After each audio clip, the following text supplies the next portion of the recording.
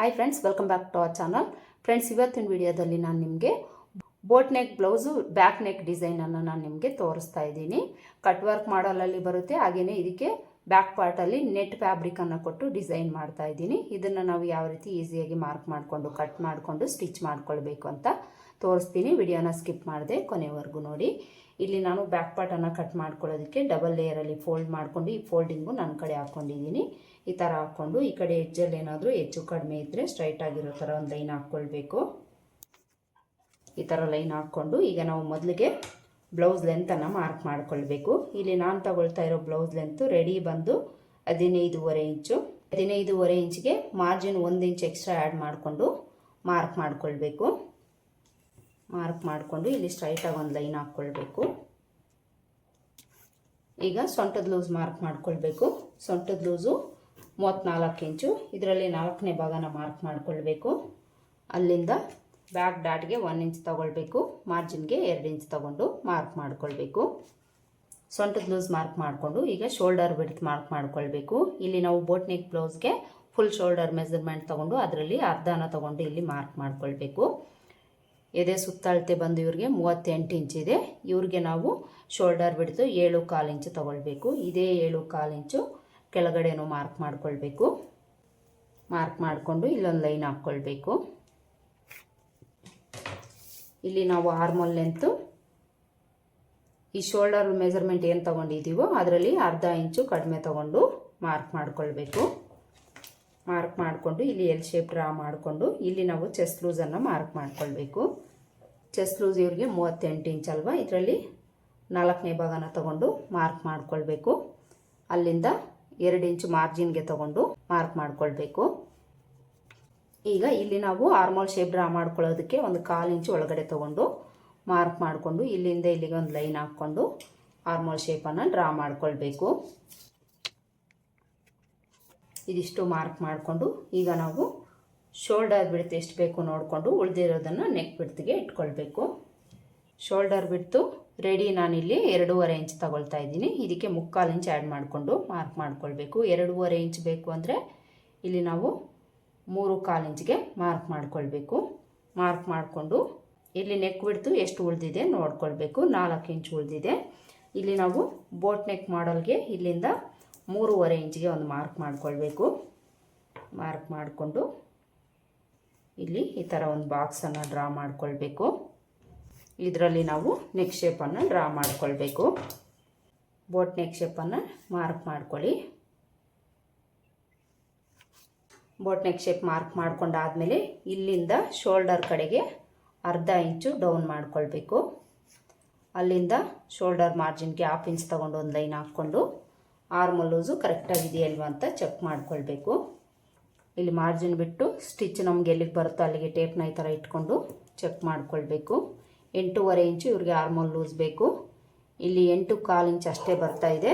1/4 ಇಂಚಷ್ಟು ನಾನು ಡೌನ್ ಮಾಡ್ಕೊಳ್ತೀನಿ. ಇಲ್ಲಿ ನಾವು ಆರ್ಮೋಲ್ ಶೇಪನ್ನು ಮಾರ್ಕ್ ಮಾಡ್ಕೊಳ್ಬೇಕು. ಈಗ ಆರ್ಮೋಲ್ ಲೂಸು ಕರೆಕ್ಟಾಗಿದೆಯಲ್ವ ಅಂತ ಒಂದು ಸಲ ಚೆಕ್ ಮಾಡ್ಕೊಳ್ಬೇಕು. ನೋಡಿ, ಈಗ ಕರೆಕ್ಟಾಗಿ ಸರಿ ಹೋಯ್ತು. ಈ ರೀತಿ ನಿಮಗೇನಾದರೂ ಹೆಚ್ಚು ಕಡಿಮೆ ಬಂದರೆ ಇಲ್ಲಿ ಅಡ್ಜಸ್ಟ್ ಮಾಡಿಕೊಂಡು ನೀವು ಮಾರ್ಕ್ ಮಾಡ್ಕೊಳ್ಳಿ.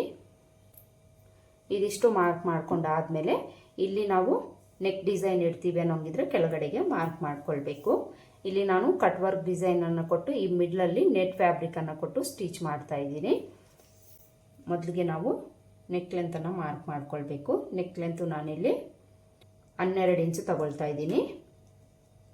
12 ಇಂಚು ನೆಕ್ ಲೆಂತನ್ನು ಇಡ್ತಾ ಇದ್ದೀನಿ. ನಿಮ್ಗೆ ಎಷ್ಟು ಬೇಕಾಗಿರುತ್ತೋ ನೋಡಿಕೊಂಡು ನೀವು ಮಾರ್ಕ್ ಮಾಡ್ಕೊಳ್ಳಿ. ಮಾರ್ಕ್ ಮಾಡಿಕೊಂಡು ಇಲ್ಲೇನು ಬಿಡ್ತಿದೆ ಇದೇ ಬಿಡ್ತು ಕೆಳಗಡೆನೂ ಮಾರ್ಕ್ ಮಾಡಿಕೊಂಡು ಒಂದು ಬಾಕ್ಸನ್ನು ಡ್ರಾ ಮಾಡ್ಕೊಳ್ಬೇಕು. ಈ ಥರ ಬಾಕ್ಸ್ ಡ್ರಾ ಮಾಡಿಕೊಂಡು ಇಲ್ಲಿ ನಾವು ಕಟ್ ವರ್ಕ್ ಡಿಸೈನನ್ನು ಮಾರ್ಕ್ ಮಾಡ್ಕೊಳ್ಬೇಕು. ಈ ಥರ ಬಾಕ್ಸನ್ನು ಡ್ರಾ ಮಾಡಿಕೊಂಡು ಇಲ್ಲಿ ನೀವು ಯಾವ ಡಿಸೈನ್ ಬೇಕೋ ಅದನ್ನು ಇಟ್ಕೊಳ್ಬೋದು. ನಾನಿಲ್ಲಿ ರೌಂಡ್ ನೆಕ್ಕನ್ನು ಇಟ್ಟು ಇದಕ್ಕೆ ಕಟ್ ವರ್ಕ್ ಡಿಸೈನನ್ನು ಕೊಡ್ತಾ ಇದ್ದೀನಿ. ಮೊದಲಿಗೆ ನಾವಿಲ್ಲಿ ರೌಂಡ್ ನೆಕ್ ಶೇಪನ್ನು ಡ್ರಾ ಮಾಡ್ಕೊಳ್ಳೋಣ. ಈ ಥರ ರೌಂಡ್ ಶೇಪನ್ನು ಡ್ರಾ ಮಾಡಿಕೊಂಡು ಈಗ ಕಟ್ ವರ್ಕ್ ಡಿಸೈನ್ ಮಾರ್ಕ್ ಮಾಡ್ಕೊಳ್ಳೋದಕ್ಕೆ ಈ ಥರ ಕಾರ್ಡ್ಬೋರ್ಡ್ ಶೀಟನ್ನು ತಗೊಂಡು ಇದನ್ನು ನಾವು ಹಾಫ್ ಮೂನ್ ಶೇಪಲ್ಲಿ ಕಟ್ ಮಾಡ್ಕೊಳ್ಬೇಕು. ಕಟ್ ಮಾಡಿಕೊಂಡು ಇದನ್ನು ಮೊದಲಿಗೆ ಈ ಥರ ಫೋಲ್ಡ್ ಮಾಡ್ಕೊಳ್ಳಿ. ಫೋಲ್ಡ್ ಮಾಡಿಕೊಂಡು ಇಲ್ಲಿ ನಾವು ಮೊದಲಿಗೆ ಮಾರ್ಕ್ ಮಾಡ್ಕೊಳ್ಳೋಣ. ಇದನ್ನು ಮಾರ್ಕ್ ಮಾಡ್ಕೊಳ್ಳೋದಕ್ಕೂ ಮುಂಚೆ ಒಂದು 1/4 ಇಂಚಷ್ಟು ಈ ಕಡೆಗೆ ನಾವು ಮಾರ್ಕ್ ಮಾಡ್ಕೊಳ್ಬೇಕು. ಕಟ್ ವರ್ಕ್ ಡಿಸೈನ್ ಕೊಟ್ಟಾಗ ಬ್ರಾಡ್ ಅನ್ನೋದು ನಮಗೆ ಜಾಸ್ತಿ ಆಗುತ್ತೆ, ಅದಕ್ಕೋಸ್ಕರ ಒಂದು 1/4 ಇಂಚಷ್ಟು ಈ ಥರ ಒಳಗಡೆಗೆ ಮಾರ್ಕ್ ಮಾಡ್ಕೊಳ್ಬೇಕು. ಮಾರ್ಕ್ ಮಾಡಿಕೊಂಡು ಇಲ್ಲಿ ನಾವು ಇದನ್ನು ಇಟ್ಕೊಂಡು ಮಾರ್ಕ್ ಮಾಡ್ಕೊಳ್ಬೇಕು. ಈ ಥರ ನೀವು ಕಾರ್ಡ್ಬೋರ್ಡ್ ಶೀಟಲ್ಲಿ ರೆಡಿ ಮಾಡಿಕೊಂಡು ಮಾರ್ಕ್ ಮಾಡ್ಕೊಳ್ಬೋದು, ಇಲ್ಲಾಂದರೆ ಬೈ ಹ್ಯಾಂಡಿಂದನೂ ನೀವು ಮಾರ್ಕ್ ಮಾಡ್ಕೊಳ್ಬೋದು. ನೋಡಿ ಈ ಥರ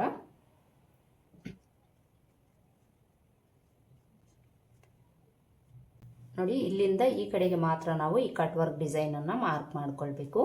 ಈ ಕಡೆಗೆ ಬೇಡ, ಇಲ್ಲಿ ನಮಗೆ ಬೋಟ್ ನೆಕ್ ಮಾಡಲಲ್ಲಿ ಬರುತ್ತೆ, ಅದಕ್ಕೋಸ್ಕರ ಇಲ್ಲಿಂದ ಈ ಕಡೆಗೆ ಮಾತ್ರ ನಾವು ಈ ಕಟ್ ವರ್ಕ್ ಡಿಸೈನನ್ನು ಮಾರ್ಕ್ ಮಾಡ್ಕೊಳ್ಬೇಕು. ಇದಕ್ಕೆ ನಾವು ಪೇಪರ್ ಕ್ಯಾನ್ವಾಸನ್ನು ಯೂಸ್ ಮಾಡಿ ಸ್ಟಿಚ್ ಮಾಡ್ಕೊಳ್ತೀವಿ. ಇದನ್ನು ಸ್ಟಿಚ್ ಮಾಡ್ಕೊಳ್ಳೋದು ಸಹ ನಾನು ನಿಮಗೆ ತೋರಿಸ್ತೀನಿ ಅಲ್ವಾ, ಆಗ ನಿಮಗೆ ಅರ್ಥ ಆಗುತ್ತೆ. ಈ ಥರ ನಾವು ಈ ಕಟ್ ವರ್ಕ್ ಡಿಸೈನನ್ನು ಮಾರ್ಕ್ ಮಾಡಿಕೊಂಡು ಸ್ಟಿಚ್ ಮಾಡ್ಕೊಂಡು ಆದಮೇಲೆ ಇಲ್ಲಿ ನಾವು ನೆಟ್ ಫ್ಯಾಬ್ರಿಕನ್ನು ಕೊಡ್ತೀವಿ. ಅದನ್ನು ಸ್ಟಿಚ್ ಮಾಡ್ಕೊಳ್ಳೋವಾಗ ನಾನು ನಿಮಗೆ ತೋರಿಸ್ತೀನಿ. ಈಗ ಬ್ಯಾಕ್ ಪಾರ್ಟಲ್ಲಿ ಡಾಟನ್ನು ಮಾರ್ಕ್ ಮಾಡ್ಕೊಳ್ಬೇಕು. ಡಾಟ್ಗೆ ನಾವಿಲ್ಲಿ ಸೊಂಟದ ಲೂಸಲ್ಲಿ ಅರ್ಧಕ್ಕೆ ಮಾರ್ಕ್ ಮಾಡಿಕೊಂಡು ಇಲ್ಲೊಂದು ಲೈನ್ ಹಾಕ್ಕೊಂಡು ಡಾಟ್ ಲೆಂತನ್ನು ನಾವು ಒಂದು 4ರಿಂದ 4.25 ಇಂಚ್ ತೊಗೊಳ್ತೀವಿ. ಬಿಡ್ತು ಈ ಕಡೆ 1/2 ಇಂಚು, ಈ ಕಡೆ 1/2 ಇಂಚ್ ತೊಗೊಳ್ತೀವಿ. ಇಲ್ಲಿಂದ ಸೈಡ್ಗೆ ನಾವು ಅರ್ಧ ಇಂಚು ಮೇಲಕ್ಕೆ ಮಾರ್ಕ್ ಮಾಡ್ಕೊಳ್ಬೇಕು. ನೋಡಿ, ಇದಿಷ್ಟು ನಾವು ಬೋಟ್ ನೆಕ್ ಮಾಡಲ್ ಡಿಸೈನ್ಗೆ ಮಾರ್ಕ್ ಮಾಡ್ಕೊಳ್ಬೇಕು. ಮಾರ್ಕ್ ಮಾಡಿಕೊಂಡು ಈಗ ಇದನ್ನು ಕಟ್ ಮಾಡ್ಕೊಳ್ಬೇಕು. ಇಲ್ಲಿ ನಾನು ನೆಕ್ ಪಾರ್ಟ್ ಏನು ಕಟ್ ಮಾಡ್ಕೊಳ್ತಾ ಇಲ್ಲ, ಕ್ಯಾನ್ವಾಸ್ ಹಾಕಿ ಸ್ಟಿಚ್ ಮಾಡೋದ್ರಿಂದ ನೆಕ್ ಪಾರ್ಟನ್ನು ಬಿಟ್ಟು ಔಟ್ಲೈನ್ಸ್ ಮಾತ್ರ ಕಟ್ ಮಾಡ್ಕೊಳ್ತೀನಿ.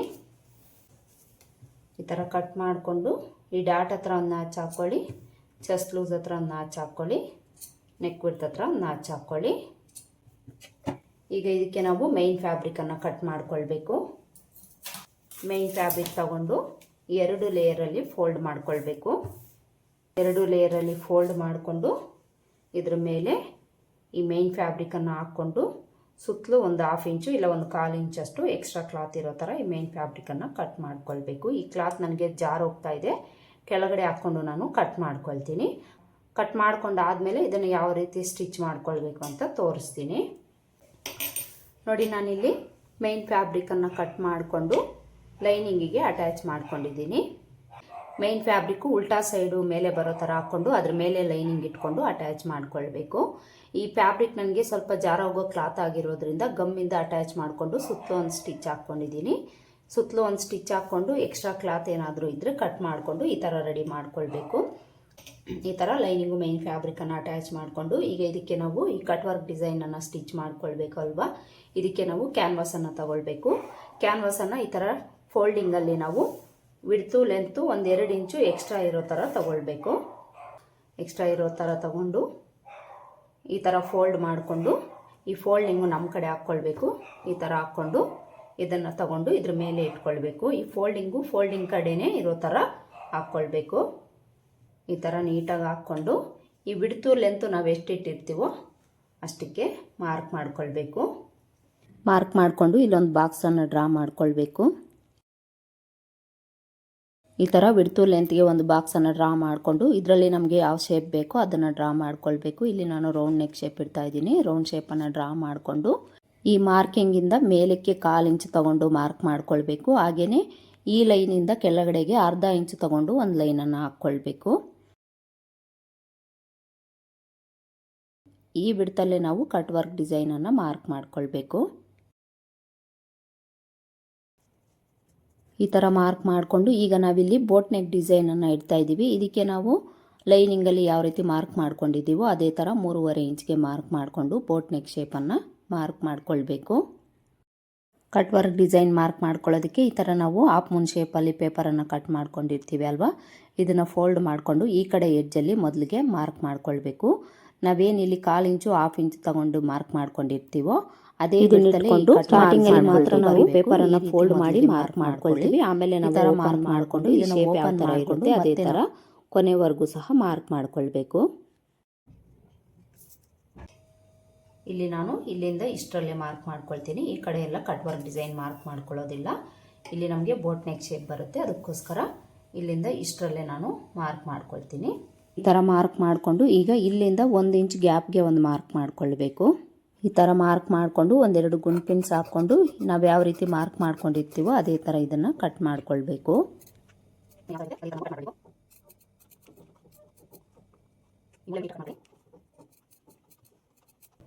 ನೋಡಿ ಈ ಥರ ಕಟ್ ಮಾಡಿಕೊಂಡು ಈಗ ಗುಂಪಿನ್ಸನ್ನು ತೆಗೆದುಬಿಟ್ಟು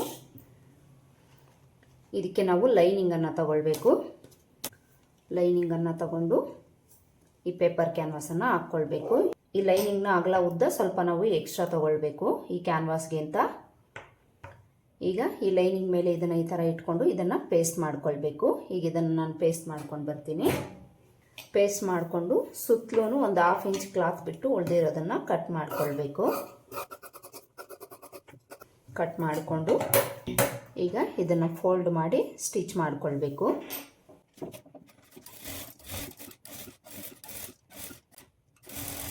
ಈ ಥರ ಸ್ಟಿಚ್ ಮಾಡಿಕೊಂಡು ಈಗ ಬ್ಯಾಕ್ ಪಾರ್ಟನ್ನು ತಗೊಳ್ಬೇಕು.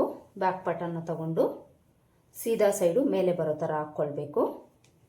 ಮೇಲೆ ಬರೋ ಥರ ಹಾಕ್ಕೊಂಡು ಇದರ ಮಿಡಲನ್ನು ನಾವು ಕರೆಕ್ಟಾಗಿ ನೋಡ್ಕೊಳ್ಬೇಕು. ಈ ಥರ ಫೋಲ್ಡ್ ಮಾಡ್ಕೊಳ್ಳಿ. ಫೋಲ್ಡ್ ಮಾಡಿಕೊಂಡು ಮಿಡಿಲ್ ಎಲ್ಲಿಗೆ ಬರುತ್ತೆ ಕರೆಕ್ಟಾಗಿ ಅಲ್ಲಿಗೆ ನ್ಯಾಚ್ ಹಾಕ್ಕೊಳ್ಳಿ. ಬ್ಯಾಕ್ ಪಾರ್ಟಲ್ಲೂ ಸಹ ಮಿಡಿಲ್ ಎಲ್ಲಿಗೆ ಬರುತ್ತೆ ಅಲ್ಲಿಗೆ ನ್ಯಾಚ್ ಹಾಕ್ಕೊಳ್ಬೇಕು. ಈಗ ಇದನ್ನು ತಗೊಂಡು ಈ ಕ್ಯಾನ್ವಾಸ್ ಮೇಲೆ ಬರೋ ಥರ ಲೈನಿಂಗ್ ಕೆಳಗಡೆ ಹೋಗೋ ಥರ ಇಟ್ಕೊಳ್ಬೇಕು. ಕರೆಕ್ಟಾಗಿ ಮಧ್ಯಕ್ಕೆ ಇಟ್ಕೊಳ್ಳಿ. ಕೆಳಗಡೆ ಮೇಲೇನೂ ಸಹ ಕರೆಕ್ಟಾಗಿ ಮಧ್ಯಕ್ಕೆ ಇಟ್ಕೊಳ್ಬೇಕು. ಈ ಥರ ಇಟ್ಕೊಂಡು ಮಧ್ಯದಲ್ಲಿ ಒಂದು ದೊಡ್ಡ ಸ್ಟಿಚ್ ಹಾಕ್ಕೊಳ್ಳೋಣ. ಇದು ಆ ಕಡೆ ಈ ಕಡೆ ಹೋಗೋ ಚಾನ್ಸ್ ಇರುತ್ತೆ, ಅದಕ್ಕೋಸ್ಕರ ಒಂದು ಸ್ಟಿಚ್ ಹಾಕ್ಕೊಳ್ಳೋಣ.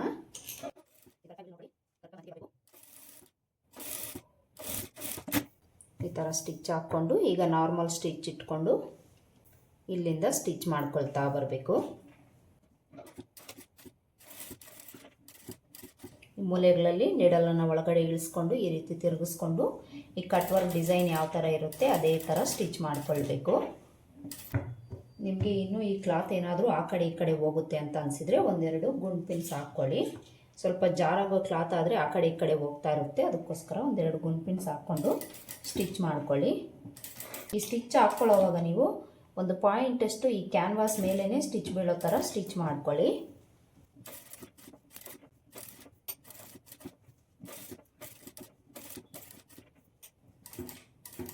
ಪ್ರತಿಯೊಂದು ಮೂಲೆಯಲ್ಲೂ ನೀಡಲನ್ನು ಇಳಿಸ್ಕೊಂಡು ತಿರುಗಿಸ್ಕೊಂಡು ನೀಟಾಗಿ ಈ ಕಟ್ ವರ್ಕ್ ಡಿಸೈನ್ ಯಾವ ಥರ ಇರುತ್ತೆ ಅದೇ ಥರ ಸ್ಟಿಚ್ ಮಾಡ್ಕೊಳ್ಬೇಕು. ಸ್ವಲ್ಪ ಈ ಡಿಸೈನ್ ಸ್ಟಿಚ್ ಮಾಡ್ಕೊಳ್ಳೋದು ನಿಧಾನ ಆಗುತ್ತೆ, ಆದರೂ ಪರವಾಗಿಲ್ಲ, ಫಿನಿಶಿಂಗ್ ಬರೋ ಥರ ನಾವು ನೀಟಾಗಿ ಸ್ಟಿಚ್ ಮಾಡ್ಕೊಳ್ಬೇಕು. ಕೊನೆವರೆಗೂ ಸಹ ಇದೇ ಥರ ನಾವು ಸ್ಟಿಚ್ ಮಾಡ್ಕೊಳ್ಬೇಕು. ನೋಡಿ ಈ ಥರ ಸ್ಟಿಚ್ ಮಾಡಿಕೊಂಡು ಈಗ ಈ ಸ್ಟಿಚ್ ಪಕ್ಕದಲ್ಲೇ 1/4 ಇಂಚ್ ಕ್ಲಾತ್ ಬಿಟ್ಟು ಉಳಿದಿರೋದನ್ನು ಕಟ್ ಮಾಡ್ಕೊಳ್ಬೇಕು. ಈ ಕಟ್ ವರ್ಕ್ ಡಿಸೈನ್ ಯಾವ ಥರ ಇರುತ್ತೆ ಅದೇ ಥರನೇ ಇದನ್ನು ನಾವು ಕಟ್ ಮಾಡ್ಕೊಳ್ಬೇಕು.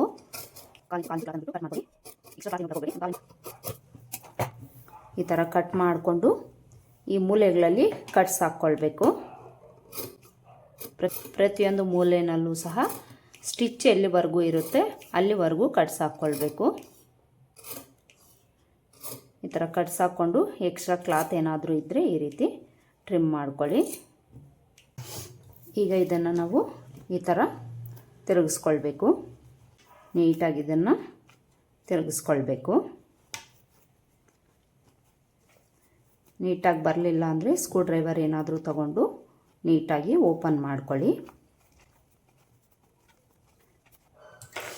ಈಗ ಇದ್ರ ಮೇಲೆ ಒಂದು ಟಾಪ್ ಸ್ಟಿಚ್ಚನ್ನು ಹಾಕ್ಕೊಳ್ಬೇಕು. ಇಲ್ಲಿ ನೀವು ಸ್ಟಿಚ್ ಹಾಕ್ಕೊಳ್ಳಿ, ಇಲ್ಲಾಂದರೆ ನೀಟಾಗಿ ಒಂದು ಸಲ ಐರನ್ ಮಾಡ್ಕೊಳ್ಳಿ, ನೀಟಾಗಿ ಕೂತ್ಕೊಳ್ಳುತ್ತೆ.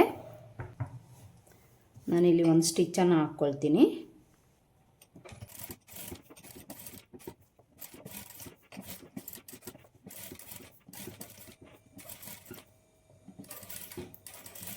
ಈ ಥರ ಎಡ್ಜಿಗೆ ಕೊನೆವರೆಗೂ ಸಹ ಸ್ಟಿಚ್ ಹಾಕ್ಕೊಳ್ಬೇಕು. ಈ ಥರ ಸ್ಟಿಚ್ ಮಾಡಿಕೊಂಡು ಈಗ ಇದಕ್ಕೆ ನಾವು ನೆಟ್ ಕ್ಲಾತನ್ನು ಅಟ್ಯಾಚ್ ಮಾಡಿಕೊಳ್ಬೇಕು. ನೆಟ್ ಕ್ಲಾತನ್ನು ತಗೊಂಡು ಈ ಥರ ಕೆಳಗಡೆ ಇಟ್ಕೊಳ್ಬೇಕು. ಕೆಳಗಡೆ ಇಟ್ಕೊಂಡು ಇದ್ರ ಮೇಲೆ ಈ ಬ್ಯಾಕ್ ಪಾರ್ಟನ್ನು ಇಟ್ಕೊಳ್ಬೇಕು. ಈ ಥರ ನೀಟಾಗಿ ಇಟ್ಕೊಳ್ಳಿ. ಇಲ್ಲಿ ನೀವು ವಿಡ್ತನ್ನು ನೋಡ್ಕೊಳ್ಬೇಕಾಗುತ್ತೆ, ಕರೆಕ್ಟಾಗಿ ಇರಬೇಕು ಈ ವಿಡ್ತು. ಕರೆಕ್ಟಾಗಿರೋ ಥರ ನೋಡ್ಕೊಳ್ಳಿ. ಕರೆಕ್ಟಾಗಿ ಬಿಡ್ತನ್ನ ಈ ಥರ ಇಟ್ಕೊಳ್ಬೇಕು. ಈ ಥರ ಇಟ್ಕೊಂಡು ಮಿಡಿಲ್ ಎಲ್ಲಿಗೆ ಬರುತ್ತೆ ನೋಡ್ಕೊಳ್ಳಿ. ಮಿಡಿಲ್ ಎಲ್ಲಿಗೆ ಬರುತ್ತೆ ನೋಡಿಕೊಂಡು ಈ ನೆಟ್ ಕ್ಲಾತನ್ನು ನಾವು ಈ ಥರ ಫೋಲ್ಡ್ ಮಾಡ್ಕೊಳ್ಬೇಕು.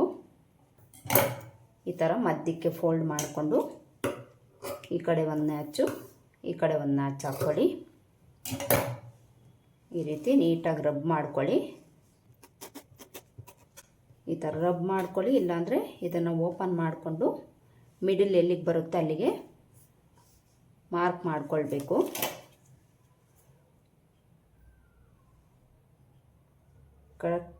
ಕರೆಕ್ಟಾಗಿ ಮಿಡಿಲ್ ಎಲ್ಲಿಗೆ ಬರುತ್ತೆ ಅಲ್ಲಿಗೆ ಈ ಥರ ನೀಟಾಗಿ ಮಾರ್ಕ್ ಮಾಡ್ಕೊಳ್ಳಿ. ಮಾರ್ಕ್ ಮಾಡಿಕೊಂಡು ಇಲ್ಲಿ ನಾವು ಪಟ್ಟಿಯನ್ನು ಅಟ್ಯಾಚ್ ಮಾಡ್ಕೊಳ್ಬೇಕು. ಪಟ್ಟಿನ ಅಟ್ಯಾಚ್ ಮಾಡಿ ಇಲ್ಲಿ ನಾನು ಬಟನ್ಸನ್ನು ಕೊಡ್ತೀನಿ. ನೀವು ಬೇಕಿದ್ದರೆ ಇದನ್ನು ಸ್ಕಿಪ್ ಮಾಡಿ ಸ್ಟಿಚ್ ಮಾಡ್ಕೊಳ್ಬೋದು. ಈ ಪಟ್ಟಿಯನ್ನು ನಾನು ಈ ಥರ ರೆಡಿ ಮಾಡ್ಕೊಂಡಿದ್ದೀನಿ. ಒಂದು ಅರ್ಧ ಇಂಚಿಗಿಂತ ಸ್ವಲ್ಪ ಅಗಲ ಇರೋ ಥರ ನಾವು ರೆಡಿ ಮಾಡ್ಕೊಳ್ಬೇಕು. ಒಂದು 2 ಇಂಚು ಅಗಲದ ಕ್ಲಾತ್ ತಗೊಂಡು ಒಂದು ಸ್ಟಿಚ್ಚನ್ನು ಹಾಕ್ಕೊಂಡು ಇದನ್ನು ರಿವರ್ಸ್ ಮಾಡಿ ಈ ಥರ ರೆಡಿ ಮಾಡ್ಕೊಳ್ಬೇಕು. ಇಲ್ಲಿ ನಾವು 3.5 ಇಂಚಿಗೆ ಒಂದು ಮಾರ್ಕ್ ಮಾಡ್ಕೊಳ್ಳೋಣ. ಡೋರಿನ ಯಾವ ರೀತಿ ನಾವು ರಿವರ್ಸ್ ಮಾಡ್ಕೊಳ್ತೀವೋ ಅದೇ ಥರ ಈ ಪಟ್ಟಿನ ನಾವು ಸ್ಟಿಚ್ ಮಾಡಿ ರಿವರ್ಸ್ ಮಾಡ್ಕೊಳ್ಬೇಕು. ಈಗ ಇದನ್ನು ನಾವು ಕರೆಕ್ಟಾಗಿ ಮಧ್ಯಕ್ಕೆ ಇಟ್ಕೊಳ್ಬೇಕು. ಮಧ್ಯಕ್ಕೆ ಇಟ್ಕೊಂಡು ಈ ಕಡೆ ಎಡ್ಜಲ್ಲಿ ಸ್ಟಿಚ್ ಮಾಡ್ಕೊಳ್ಬೇಕು.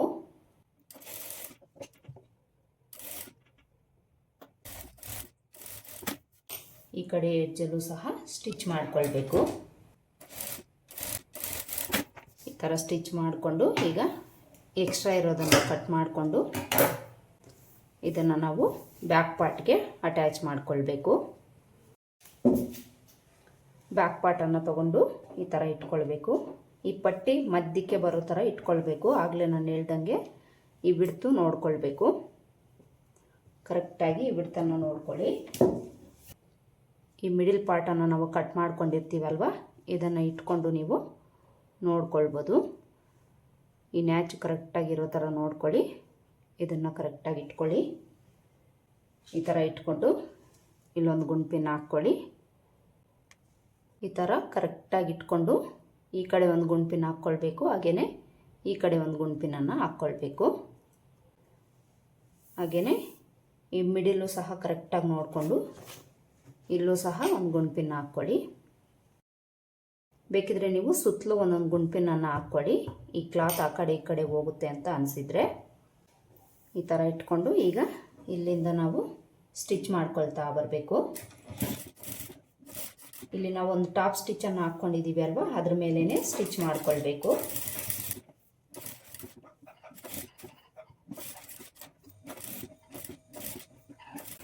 ಕೊನೆವರೆಗೂ ಸಹ ಇದೇ ಥರ ಸ್ಟಿಚ್ ಮಾಡ್ಕೊಳ್ಬೇಕು. ಈ ಥರ ನೆಟ್ ಕ್ಲಾತನ್ನು ಅಟ್ಯಾಚ್ ಮಾಡಿಕೊಂಡು ಈಗ ಇನ್ಸೈಡಲ್ಲಿ ಎಕ್ಸ್ಟ್ರಾ ಇರೋದನ್ನು ಕಟ್ ಮಾಡ್ಕೊಳ್ಬೇಕು. ನೋಡ್ಕೊಳ್ಳಿ, ಬ್ಲೌಸ್ ಏನಾದರೂ ಕಟ್ ಆಗಿಬಿಡುತ್ತೆ. ನೋಡಿಕೊಂಡು ನೀವು ನೀಟಾಗಿ ನೆಟ್ ಕ್ಲಾತನ್ನು ಕಟ್ ಮಾಡ್ಕೊಳ್ಳಿ. ಈ ಥರ ಕಟ್ ಮಾಡಿಕೊಂಡು ಇದನ್ನು ನಾವು ಇಲ್ಲೇನು ಪಟ್ಟಿ ಇದೆ ಇದರೊಳಗಡೆಗೆ ಫೋಲ್ಡ್ ಮಾಡಿಕೊಂಡು ಸ್ಟಿಚ್ ಮಾಡ್ಕೊಳ್ಬೇಕು. ಇಲ್ಲಿ ನಿಮಗೇನಾದರೂ ಪಟ್ಟಿ ಇಲ್ಲ ಅಂದರೆ ಈ ಥರ ಒಂದು 1/2 ಇಂಚನ್ನು ನೀವು ಫೋಲ್ಡ್ ಮಾಡಿ ಸ್ಟಿಚ್ ಮಾಡ್ಕೊಳ್ಳಿ. ಆಮೇಲೆ ನೀವು ಇದಕ್ಕೆ ಎಮ್ಮಿಂಗ್ ಮಾಡ್ಕೊಳ್ಬೇಕು.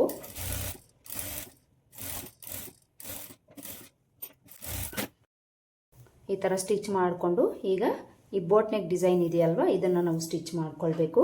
ಇಲ್ಲಿ ನಾವು ಕ್ಯಾನ್ವಾಸಲ್ಲಿ ಮಾರ್ಕ್ ಮಾಡ್ಕೊಂಡಿದ್ದೀವಿ ಅಲ್ವಾ, ಇದನ್ನು ತಗೊಂಡು ಮೊದಲಿಗೆ ನಾವು ಇದನ್ನು ಕಟ್ ಮಾಡ್ಕೊಳ್ಳೋಣ.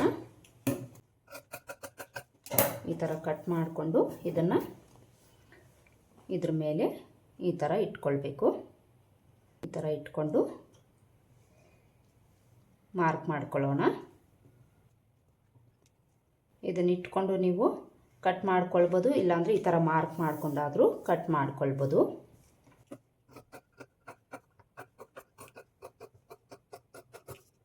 ಈ ಥರ ಕಟ್ ಮಾಡಿಕೊಂಡು ಈಗ ಇದಕ್ಕೆ ನಾವು ಎಮ್ಮಿಂಗ್ ಪಟ್ಟಿನ ಸ್ಟಿಚ್ ಮಾಡ್ಕೊಳ್ಬೇಕು. ಎಮ್ಮಿಂಗ್ ಪಟ್ಟಿಗೆ ನಾವು ಕ್ರಾಸ್ ಪೀಸಸನ್ನು ತಗೊಳ್ಬೇಕು. ಈ ಕ್ರಾಸ್ ಪೀಸಸನ್ನು 1.5 ಇಂಚು ಅಗಲ ಇರೋ ಥರ ಒಂದೆರಡು ಪೀಸನ್ನು ಕಟ್ ಮಾಡ್ಕೊಳ್ಳಿ.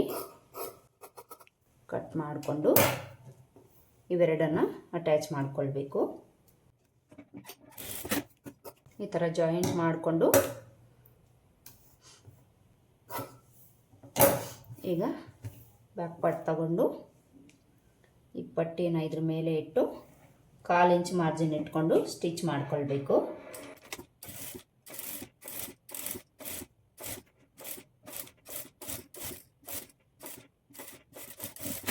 ಈ ಥರ ಸ್ಟಿಚ್ ಮಾಡಿಕೊಂಡು ಈ ರೌಂಡ್ ಶೇಪ್ ಹತ್ರ ಕಟ್ಸ್ ಹಾಕ್ಕೊಳ್ಳಿ. ಈಗ ಈ ಪಟ್ಟಿನ ಈ ಥರ ಓಪನ್ ಮಾಡಿಕೊಂಡು ಇನ್ಸೈಡ್ಗೆ ಫೋಲ್ಡ್ ಮಾಡ್ಕೊಳ್ಬೇಕು. ಒಂದು 1/2 ಇಂಚ್ ಇರೋ ಥರ ಈ ಥರ ಫೋಲ್ಡ್ ಮಾಡಿಕೊಂಡು ಈ ಎಡ್ಜಲ್ಲಿ ಕಿನಾರಿ ಸ್ಟಿಚ್ ಹಾಕ್ಕೊಳ್ಬೇಕು. ಈ ಲೈನಿಂಗ್ ಮೇಲೇ ಸ್ಟಿಚ್ ಬೀಳಬೇಕು, ನೋಡ್ಕೊಳ್ಳಿ.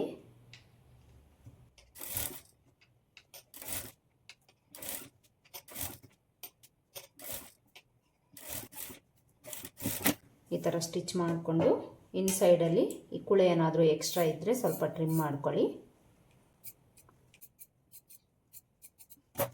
ಈಗ ಇದನ್ನು ಇನ್ಸೈಡ್ಗೆ ಫೋಲ್ಡ್ ಮಾಡಿಕೊಂಡು ಸ್ಟಿಚ್ ಮಾಡ್ಕೊಳ್ಬೇಕು.